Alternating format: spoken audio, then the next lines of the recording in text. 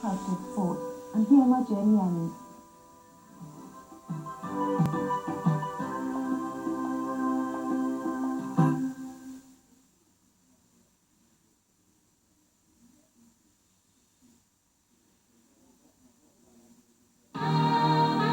On Monday this morning, Sigourney Weaver's back from the dead.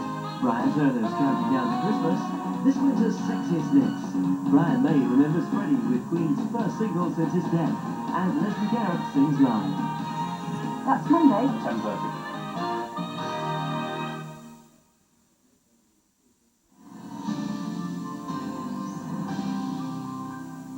You're watching Granada, and as promised, world news.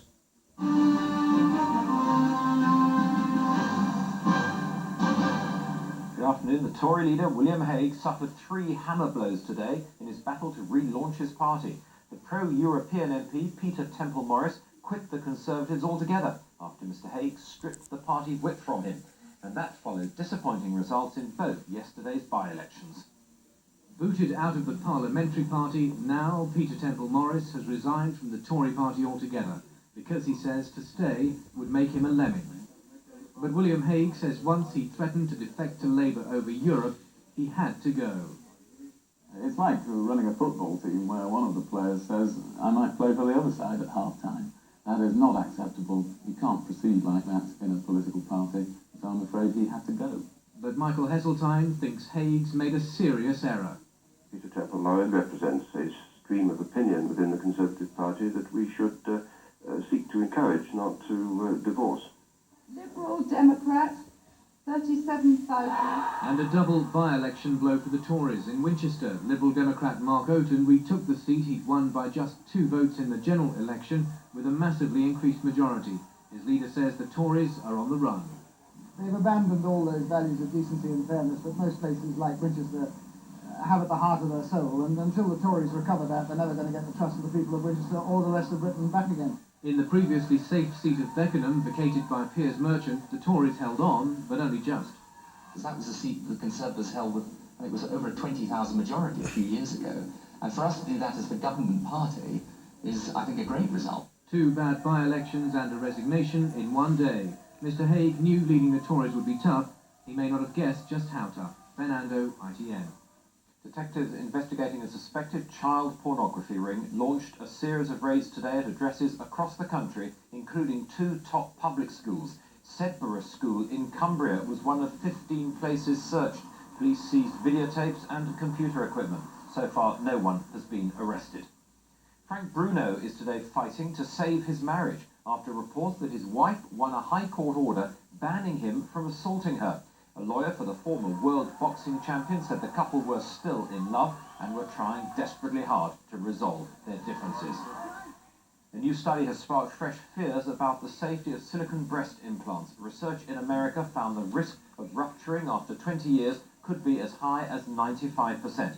Manufacturers insist the risks are tiny. And a 20-year-old woman who's thought to have developed the new strain of the brain disease CJD died in hospital today. Vicky Rimmer had been in a coma for 4 years. The Duchess of York said today she had boycotted the Queen's golden wedding celebrations because she'd been snubbed. She made the claims in an interview on American television. But there was an awful lot of other engagements, like a ball tonight and a lunch and a breakfast and a tea and a drinks and goodness knows what, which I hadn't been invited to. And I didn't think it was right. I thought that they should have invited me to those things. Why was I fine to go to the service but not to go and have private dinners? Why do you think? Well, I don't know. They obviously don't want me around. Rugby England face the mighty All Blacks at Old Trafford tomorrow, knowing they'll have to find a way to stop the giant wing Jonah Lomu. He's playing his first full international in more than a year after fighting off a rare kidney disease which threatened his career. Finally, the Royal Yacht Britannia leaves the Thames this afternoon to begin her final journey to Portsmouth for decommissioning. She's due to sail under Tower Bridge just as we go on the air with the early evening news. We'll have that and the day's top news, 5:40.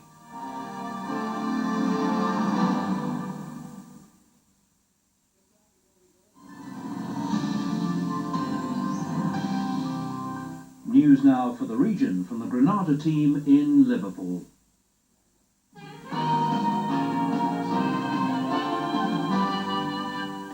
Hello, good afternoon to you. Detectives on Merseyside and in Cumbria have carried out raids today in an operation against a suspected child pornography ring. One of the country's top public schools, Sedbergh near Kendal, was targeted by police search teams this morning. It's part of a nationwide operation led by the Metropolitan Police in London. I can confirm the police have requested the school's cooperation in certain inquiries that they are conducting. It is the school's policy to cooperate fully with the authorities at all times. As yet, we have not been made aware in detail of the reasons for the public inquiries. The school continues to function normally. A strike by Merseyrail drivers is expected. This is Windsor. Oh, look, it's just like magic.